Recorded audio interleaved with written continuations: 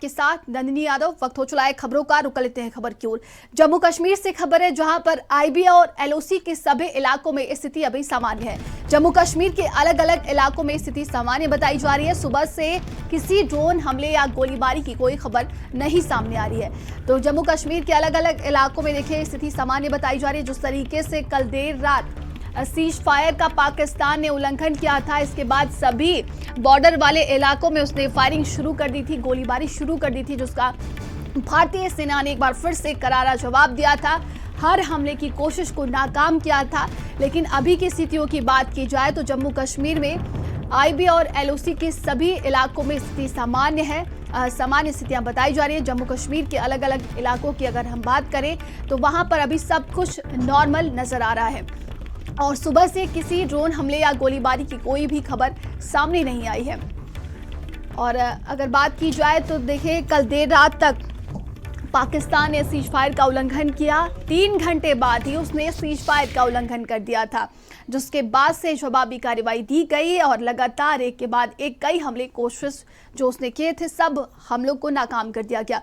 ये 2 अलग अलग तस्वीरें हैं। और अगर बात की जाए तो देश में अभी भी हाई अलर्ट जारी कर दिया गया है। सीमावर्ती इलाकों की बात करें तो वहां पर रेड अलर्ट जारी है, सभी को निर्देश दे दिया गया है। लेकिन अभी की स्थितियों की अगर हम बात करते हैं तो जम्मू कश्मीर में स्थिति सामान्य। खबर दिल्ली से है, जहां पर सुबह 11 बजे रक्षा मंत्रालय की प्रेस ब्रीफिंग होगी। मौजूदा हालातों की जानकारी पर यह ब्रीफिंग की जाएगी।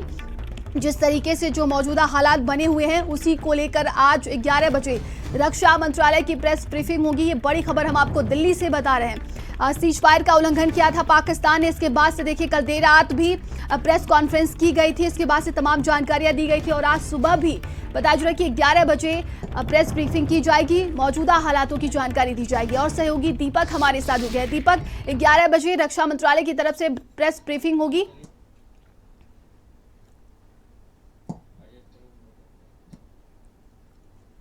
क्या था कि पहलगाम आतंकी हमले के बाद से लगातार जो भारत और पाकिस्तान के बीच में जो तनाव थे वो कल शाम 5 बजे के बाद सीज फायर का जो बात हुआ था उसके बाद कहीं ना कहीं शांत रहा। लेकिन पाकिस्तान की तरफ से फिर से वही हिमाकत किया गया, फिर से सीज फायर का उल्लंघन किया गया था और लगभग कल देर रात 11 बजे के बाद से जो स्थिति है बॉर्डर की वो सामान्य देखने को मिली है। लगातार वहाँ पर जो फायरिंग हो रही थी वो फिलहाल में बंद हो चुका है और जो स्थिति है बॉर्डर्स की वो अभी सामान्य बताई जा रही है, जिसको लेकर के आज सुबह 11 बजे रक्षा मंत्रालय की एक बड़ी प्रेस कॉन्फ्रेंस होगी, जिसमें वो तमाम स्थितियों के बारे में बताएंगे कि बॉर्डर के क्या कुछ हालात बने हैं।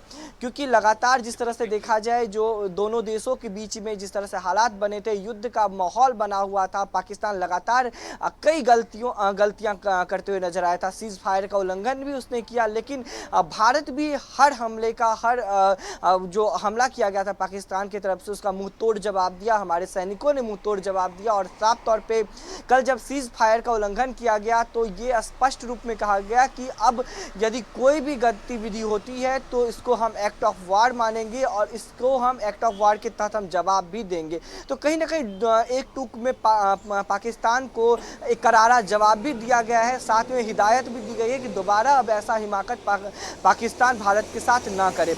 लेकिन लगातार हम यदि पाकिस्तान का जिक्र करें तो उस पर हम भरोसा बिल्कुल नहीं कर सकते, क्योंकि पाकिस्तान एक बहुत बड़ा बिगड़ैल पड़ोसी है। लगातार वो अपने हर जो फैसले होते हैं उसका उल्लंघन करते हुए नज़र आता है। और ख़ास तौर पे यदि अभी सीज फायर की बात करें, जो डील की बात करें, तो उसमें कई ऐसी बात हुई है जिसमें ये स्पष्ट किया गया है कि भारत जो 5 बड़े फैसले लिए गए थे, जो सिंधु जल समझौता था, पाकिस्तानियों का वीज़ा रद्द करना था, दोनों देशों के बीच में व्यापार संबंध था, अटारी बॉर्डर था, ये फिलहाल उसी तरह से रहेंगे जैसे CSS के बैठक के बाद निर्णय लिया गया था।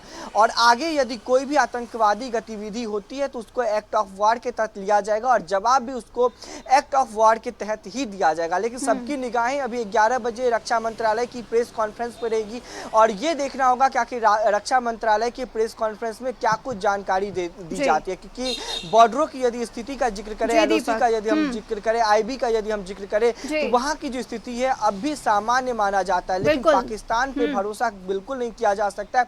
लोगों को अभी भी अलर्ट रखा गया है। दीपक, देखा जा रहा है कि सीमावर्ती इलाकों में इस वक्त जो है शांति बनी हुई है और सभी जगह पर सामान्य स्थिति देखने को मिल रहा है। फिलहाल अगर हम दिल्ली की बात करते हैं तो यहाँ पर प्रशासन की क्या चहलकदमी है, किस तरह को अगर बात करें तो क्या कोई एडवाइजरी भी जारी की गई है?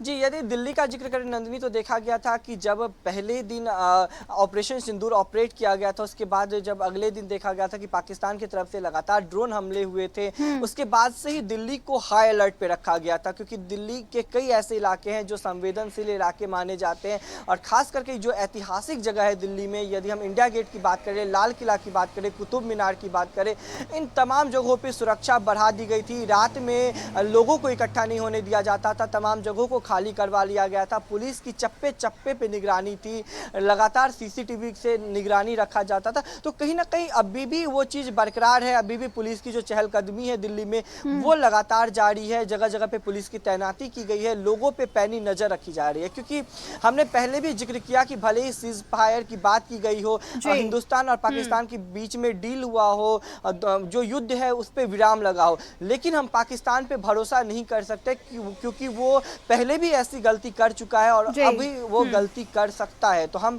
पूरी तरह से उस पर भरोसा नहीं कर सकते, इसीलिए अपनी जो सुरक्षा है और अपनी जो तैयारियां हैं वो भारत हमेशा से पुख्ता रखा है और उसको लेकर के अभी भी दिल्ली में अलर्ट मोड पे पुलिस को रखा गया है। जी दीपक, तमाम जानकारी के लिए आपका बहुत बहुत धन्यवाद। तो ये शांति सुबह है।